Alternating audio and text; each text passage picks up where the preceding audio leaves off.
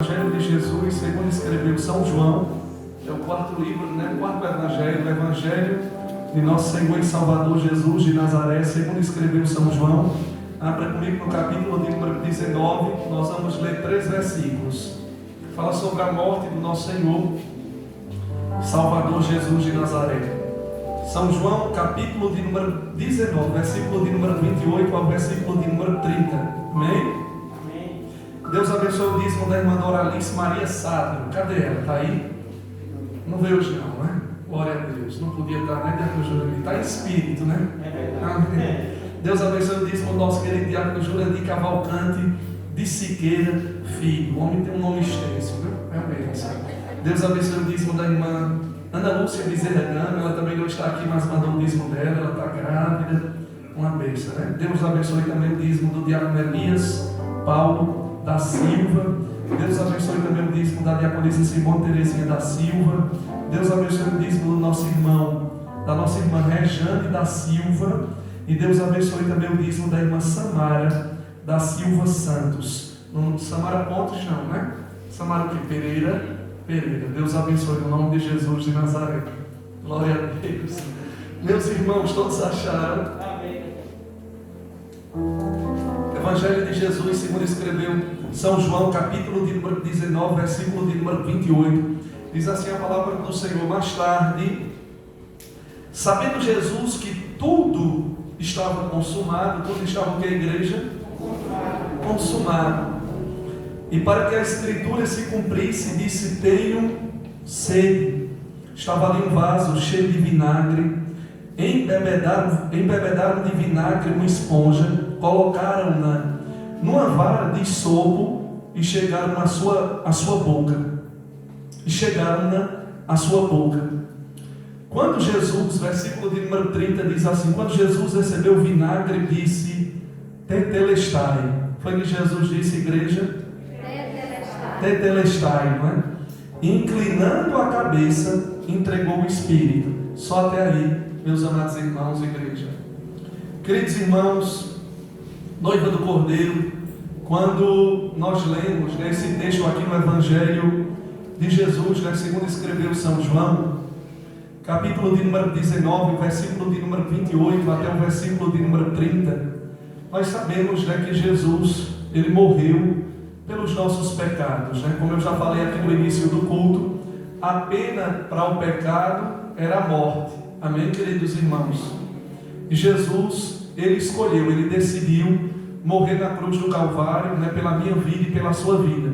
Queridos, quando nós abrimos os evangelhos, chamados sinóticos, os evangelhos sinóticos, igreja, é o evangelho de Mateus, o evangelho de Marcos e o evangelho de Lucas. Por que eles são chamados de evangelhos sinóticos? Eles são chamados de evangelhos sinóticos pela sua semelhança, amém, queridos? O evangelho de João é um evangelho completo, é um evangelho mais completo, é um evangelho mais histórico. Então, queridos irmãos, se você abrir os 3 evangelhos, você vai ver eles falarem sobre as últimas 18 horas de Jesus de Nazaré, as 18 horas que antecederam a sua crucificação. Por exemplo, o evangelho de Mateus, o evangelho de Marcos e o evangelho de Lucas fala sobre depois da última ceia, Jesus, ele vai reunir os seus discípulos.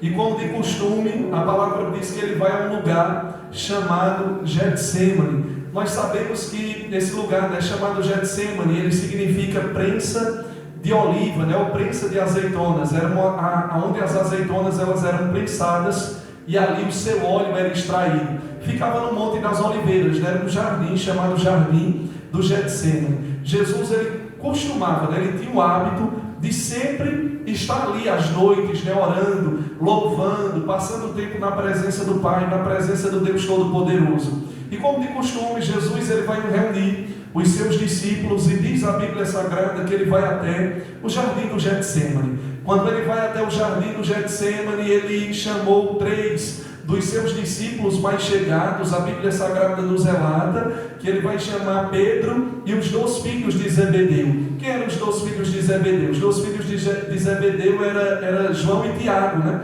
Então ele chamou Pedro, João e Tiago, que eram os discípulos que ele tinha uma maior afinidade, né? Um deles era o discípulo que reclinava a sua cabeça no peito do nosso Senhor e Salvador Jesus de Nazaré. Ele chega para aqueles discípulos e ele começa, a Bíblia diz, a abrir o coração dele, né? Dizer: o meu coração, ele está angustiado. Jesus, ele foi tomado por um grande pavor. Ele pediu oração. Não é errado nós pedirmos oração, porque o próprio Jesus, ele pediu oração. Ele chegou para Pedro, né, Tiago e João, que eram os seus discípulos mais chegados, e ele disse assim: orai comigo, porque a minha alma, ela está entristecida até a morte. Eu estou tomado de pavor, eu estou tomado de tristeza. Ficai aqui, né? Vocês que são os meus discípulos mais chegados, orai comigo, vigiai um pouco comigo em oração.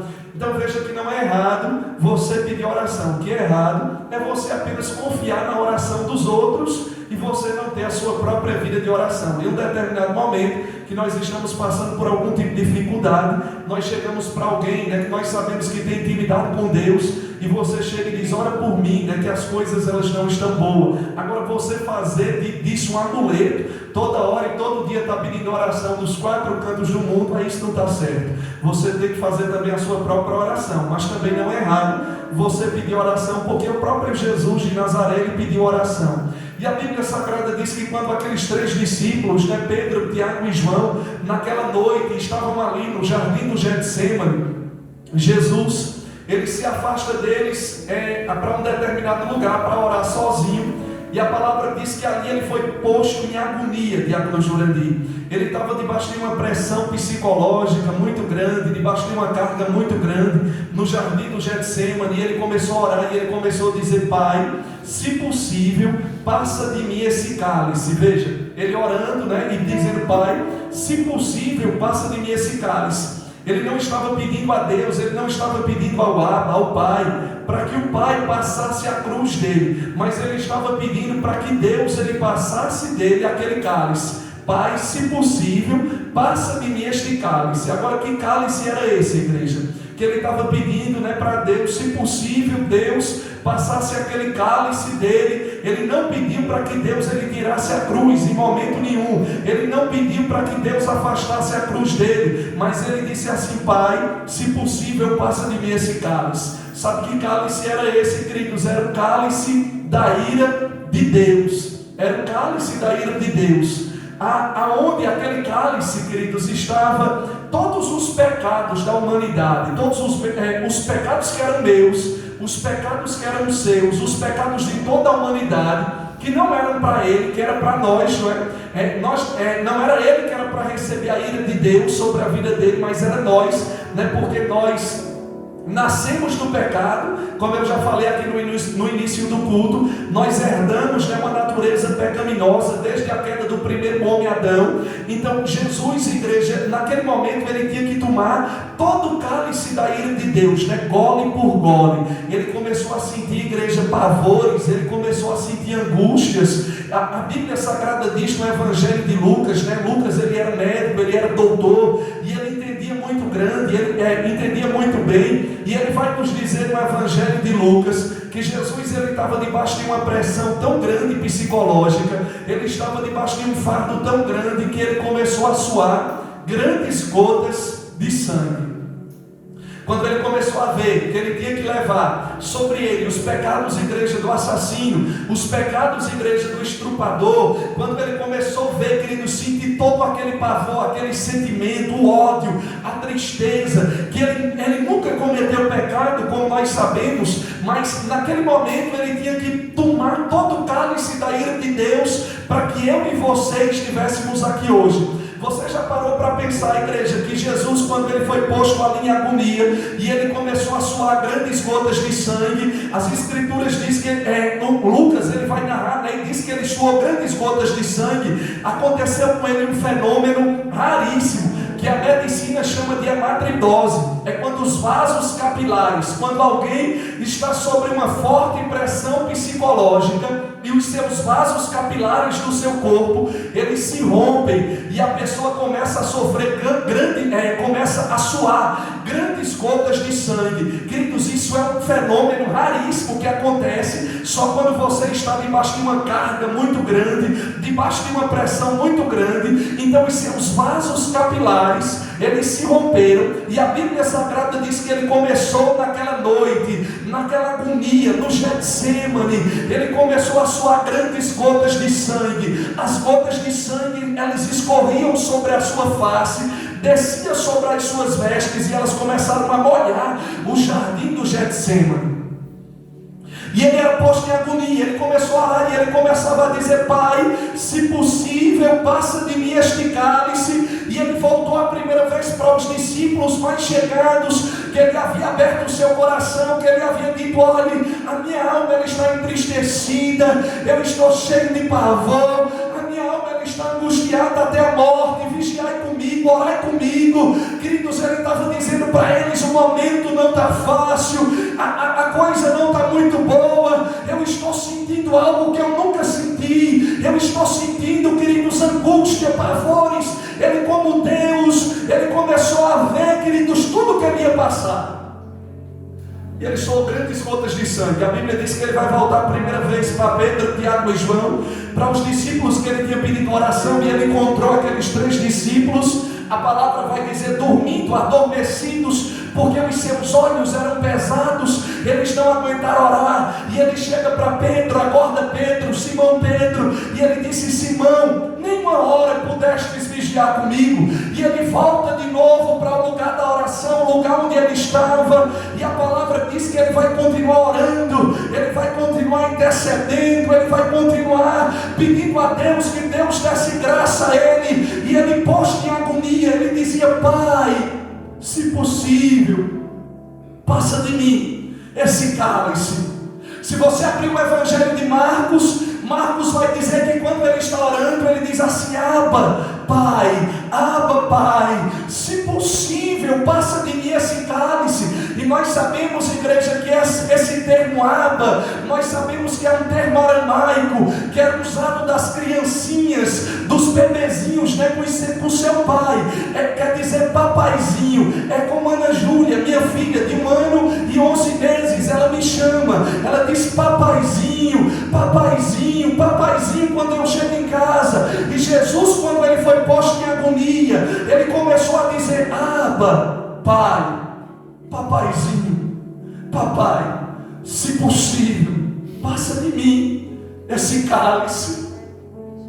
E ele volta de novo. A Bíblia diz que ele vai voltar pela segunda vez, diácono Jurandir, suando gotas de sangue, debaixo de uma pressão tremenda, sentindo todo o cálice da ira de Deus, os pecados que não eram dele, porque ele não tinha pecado, ele nunca cometeu nenhuma falha, ele não nasceu de um relacionamento como eu e você, de uma mulher com um homem. Você sabe muito bem que o Espírito Santo pegou a semente e colocou no ventre de uma virgem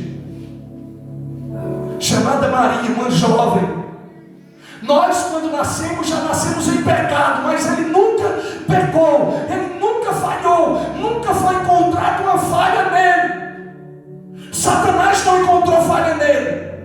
Os homens procuraram falhas nele, mas não puderam encontrar nele nenhuma falha. O pai também não encontrou falha nele. É tanto que o pai olhou e ele sempre dizia: este é o meu filho amado, em quem me comprazo. Este é o meu filho amado, que tem me dado alegria. E ele volta a segunda vez, irmãos. E ele chega para Pedro: Pedro está dormindo, Tiago está dormindo, João está dormindo. E ele disse: acorda. Ele chega para Pedro e ele diz: Pedro, você não está podendo vigiar nenhuma hora comigo? Ele volta a terceira vez, a mesma coisa. Ele dobra os joelhos e ele está agoniado. Ele está cheio de pavores, de medo, sentindo que a morte estava se aproximando, que ele ia ser maltratado, humilhado, cuspido, que ele ia ser entregue nas mãos dos pecadores, que ele ia ser entregue nas mãos dos homens ímpios. E ele começa de novo as mesmas palavras. Ele diz: Abba, Pai, se possível, passa de mim este cálice.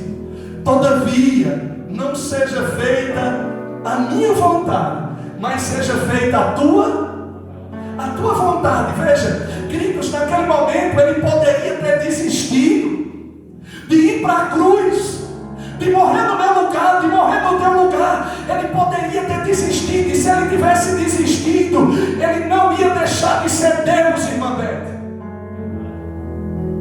Se ele tivesse desistido, olhe para mim, para ele dizer: você não estaria aqui, eu não estaria aqui hoje. Se ele tivesse escolhido, irmãos, não ir à cruz, não sofrer aquilo que ele sofreu, não ia mudar nada, ele ia continuar sendo Deus, ele ia continuar sendo todo-poderoso. Agora você não estaria aqui, eu não estaria aqui. Mas ele disse: não, eu vou até o fim, Pai. Se possível, paizinho, papaizinho, passa de mim esse cálice. Todavia, não seja feito como eu quero, mas seja feito como tu queres. E Deus estava em silêncio. O Pai ficou em silêncio. A Bíblia diz no Evangelho de Lucas que os discípulos estavam dormindo, como o diácono José Paulo falou aqui ontem no culto de homens, mas viu um anjo e o consolava no jardim do Getsêmani. Ele pôs de agonia. Ele se levanta depois da terceira vez. Veja que amor Jesus ele teve pela minha vida e pela tua vida. Ele amou mais a mim e a você do que a própria vida dele. Queridos, a Bíblia diz no Evangelho de João 3,16. Se você abrir o Evangelho de João 3,16, diz assim: porque Deus, nós sabemos que Deus ele é quem? Deus é o Pai. A Bíblia diz que o Pai, ele nos amou de uma tal maneira que ele deu o seu Filho unigênito, que ele deu o seu Filho único, para que todo aquele que nele crê não pereça, mas tenha vida eterna. Veja, Deus ele me amou de uma maneira tão grande, Deus ele te amou de uma maneira tão tremenda, de uma maneira tão, que nossa capacidade ela não pode atingir. Deus ele nos amou de uma tal maneira que ele entregou, que ele deu o seu Filho unigênito, para que todo aquele que nele crê não morra eternamente. Quando ele diz não pereça, nós pensamos que é perecer fisicamente, mas ele entregou Jesus para que você não morresse pela eternidade. Pelo contrário, para que você vivesse de eternidade em eternidade com ele. Muitas vezes nós pensamos que Deus, ele deu o seu Filho unigênito para toda a humanidade não morrer. Não foi para toda a humanidade. A Bíblia diz aqui no Evangelho de João 3,16, diz assim: porque Deus, ele amou o mundo de tal maneira que deu o seu Filho unigênito para todo aquele que nele crê.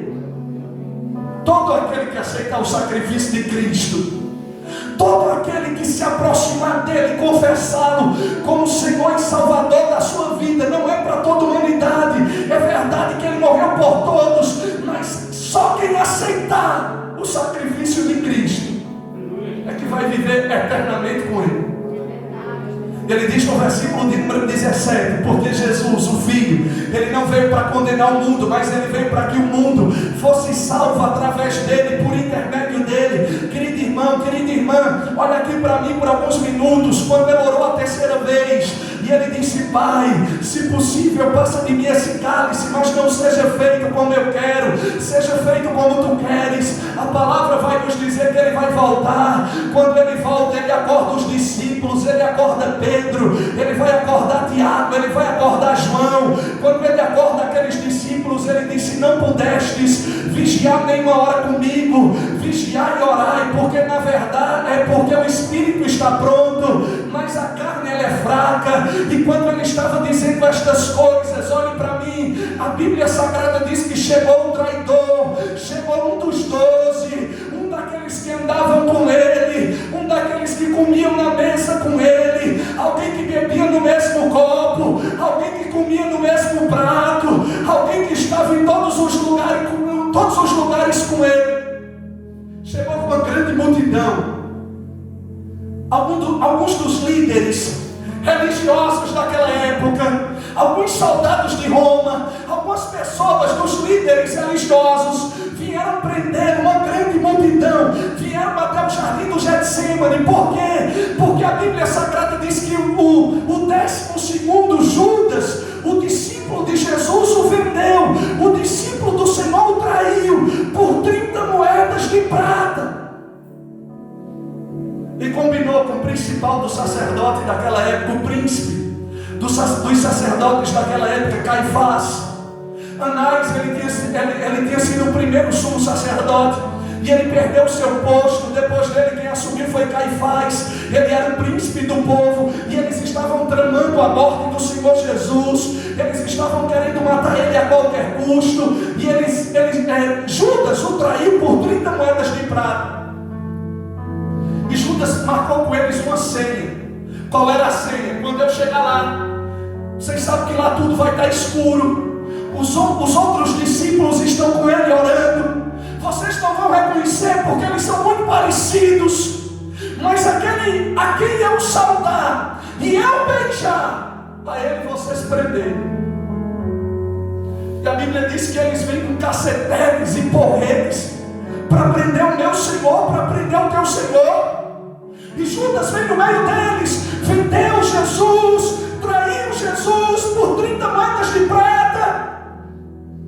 E quando aquela multidão chega, Jesus se levanta da oração. Ele ainda estava falando com os outros, e a Bíblia Sagrada diz que Judas, ele correu até Jesus e ele disse: Rabi, eu te saúdo. E o abraçou e o beijou. Jesus olhou para ele e disse: amigo, o que tu viestes fazer? Faze-o logo. Judas traiu Jesus com um beijo na sua face. Jesus aí olhou para ele e disse: amigo, ainda chamou ele de amigo, o que tu viestes fazer? Faze-o logo. E os homens que foram enviados, os soldados, eles vieram com cacetetes e porretes para prender Jesus. E Jesus abriu a boca naquela noite, naquele dia, naquela noite de angústia, de pavor. E a Bíblia disse, Jesus olhou para eles e disse: eu estava todos os dias com vocês no templo, ensinando, e vocês nunca me prenderam. E agora vocês vêm prender o Filho do Homem com cacetetes e com porretes, como que eu fosse algum ladrão. E eles se assenhoraram do Senhor Jesus e o prenderam. E a Bíblia Sagrada diz que todos os discípulos abandonaram o Senhor Jesus. Todos os discípulos abandonaram ele e fugiram. Pedro ainda tentou arrancar a espada, cortou a orelha do servo do sumo sacerdote de Malco. E Jesus disse: Pedro, mete a tua espada na tua bainha. Ou tu não sabes que eu poderia orar ao meu Pai, e ele enviaria nesse momento 12 legiões de anjos para me defender. Você sabe quanto é uma legião? Uma legião é 6.000 soldados. Jesus disse: eu poderia orar ao meu Pai, e ele enviaria 12 legiões de anjos, mais de 72.000 anjos para me defender. Mete a tua espada na tua bainha. Aquele que pela espada fere, pela espada será ferido. E ele pegou a orelha de Malco que Pedro havia decepado. Talvez Pedro ele queria decepar o pescoço de Malco, mas aí Malco saltou e ele cortou a orelha dele, a orelha direita.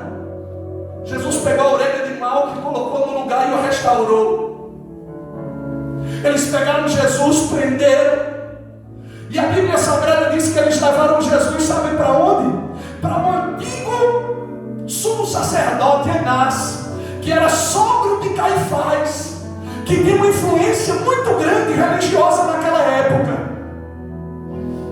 E várias testemunhas tentavam acusar Jesus, dizendo: ele disse isso, mas não tinha coerência as suas acusações contra ele. E de lá Caifás vai mandar ele para Anás vai mandar ele, para Caifás, o sumo sacerdote, o príncipe do povo daquela época. Jesus é amarrado. Soldados cobriam seu rosto, começaram a esbofetear a sua face e a dizer: profetiza agora quem te bateu. Você não é o filho de Deus, você não é profeta. Profetiza agora e diz quem te bateu. E ele é levado amarrado. Não dormiu nada naquela noite. Havia suado grandes gotas de sangue. Chega na casa de Caifás, o sumo sacerdote, porque eles não podiam entrar à noite dentro da sala da piedade, no templo, porque não era permitido segundo a lei. Levam para a casa de Caifás e 72 homens, o sinédrio está reunido e eles queriam uma acusação para matar Jesus. E muitas testemunhas diziam: nós vimos ele dizer que derrubaria o templo e dentro de 3 dias ele edificaria o templo, mas as acusações não eram coerentes contra ele. E a Bíblia Sagrada diz que o sumo sacerdote, ele queria encontrar alguma acusação contra Jesus para matá-lo, e Jesus, ninguém conseguia dar uma acusação contra ele. Até que chegou 2 testemunhas e disseram: nós vimos ele dizer que ele derrubaria o templo e dentro de 3 dias ele edificaria o templo novamente. Caifás olha para ele e diz: tu não vai responder nada. Ele estava de cabeça baixa, amarrado. Tu não vai responder nada contra essas acusações contra ti. Conjuro-te pelo Deus vivo que tu me responda se tu és o Filho de Deus. Ele levanta a cabeça, olha nos olhos do sumo sacerdote e diante de todo aquele sinédrio, e ele diz: sim, sumo sacerdote, eu sou o Filho de Deus, e tu verás o Filho do Homem vindo sobre as nuvens do céu. Naquele momento a Bíblia diz que o sumo sacerdote rasgou as suas vestes, as suas túnicas, e no meio daquela grande multidão, daquela reunião às escondidas, ele disse: blasfêmia! Está se fazendo semelhante a Deus. Não precisa mais de acusação, é digno de morte. Pegaram Jesus sem dormir, bateram nele, alguém pegou na barba dele, levantou e disse: isso é jeito de você tratar o príncipe do povo. Mandaram ele para Pilatos, Pôncio Pilatos, governador naquela época. Ele vai para o palácio de Pôncio Pilatos, debaixo de toda aquela pressão, e eles disseram: aqui nós trouxemos um homem para que você o julgue. E Pôncio Pilatos olha para eles e diz: mas qual é a acusação que vocês têm contra ele? Queridos, olhem para mim. A Bíblia Sagrada diz: sabe o quê? Que eles olham e dizem: esse homem, ele se faz filho de Deus. Pôncio Pilatos disse: julgai ele conforme a vossa lei. Eles olharam para Pôncio e disseram: nossa lei não permite matar ninguém. Se tu não julgá-lo, tu não és amigo de César. E a Bíblia Sagrada diz que Pôncio Pilatos olha para ele e pergunta: por que estão te acusando? Porque o teu povo está te acusando. E ele não respondia palavra, cabeça baixa, para que se cumprisse o que a palavra diz, como ovelha muda. Ele foi levado ao matador, mas não abriu a boca. Pôncio Pilatos olha para ele e diz: levanta a cabeça. Olha para ele e diz: tu não sabes que eu tenho poder sobre ti para te soltar ou para te mandar prender? Ele levanta os olhos, olha dentro dos olhos de Pôncio Pilatos e disse: poder nenhum tu terias sobre mim, se do alto não fosse te dado. Porém maior pecado tem aqueles que me entregaram a ti. E Pôncio Pilatos disse: eu não vejo acusação nenhuma para matar esse homem. E eles disseram: você tem que matar. Pôncio Pilatos, temendo, envia até Herodes, filho de Herodes o Grande, Herodes Antipas, que era governador da Bereia e da Judéia. E Herodes era um homem mau também. Pilatos também era um homem mau, corrupto. E Herodes muito desejava vê-lo e esperava que ele fizesse algum sinal. Mas aí ele não respondeu nada a Herodes. Herodes manda de novo para Pôncio Pilatos. E Pilatos olha, naquele dia era o início da Páscoa. Nós sabemos que, de acordo com a lei daquela época, um prisioneiro deveria ser solto. Havia 3 cruzes para serem levantadas do Gólgota. 3 prisioneiros, 3 criminosos, que sabiam que iam ser mortos. Dentre eles um chamado Barrabás. Barrabás é um nome muito comum naquela época, significa filho do pai. Barrabás era um criminoso, revoltado. Havia liderado uma grande revolta e havia cometido um homicídio. E ele estava esperando a morte. Mas aí a palavra diz, queridos irmãos, que Pilatos olha para os príncipes do povo, as autoridades religiosas de Jerusalém, e ele diz: olha, eu vou mandar chicotear esse homem, depois eu vou mandar soltar. E eles diziam: não, você vai crucificá-lo. Esse homem tem que morrer. Levam Jesus até o palácio de Pôncio Pilatos. E a Bíblia diz que lá se reuniram toda a tropa. Jesus é entregado dentro do palácio de Pôncio Pilatos, a tropa de soldados romanos.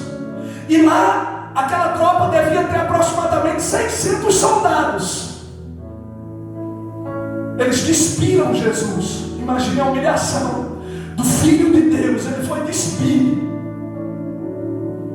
Amarraram as suas mãos num tronco. E a Bíblia diz que aqueles soldados, eles pegaram aqueles chicotes. E aqueles chicotes, nós sabemos que eles eram feitos de 12 pontas. E naquelas 12 pontas, tinham ali ossos de carneiro e pedaços de chumbo. E eles deram no meu Senhor e no teu Senhor uma quarentena menos uma. 39 açoites. Queridos, eles deram 39 açoites. Os soldados bateram tanto nele que os soldados se cansaram. E ele não abriu a sua boca. Queridos, o Senhor Jesus, ele ficou dilacerado. Ele levou mais de 50 cortes nas costas. Os seus órgãos estavam aparecendo. Alguns órgãos do seu corpo começaram a aparecer. Seu sangue foi vertido.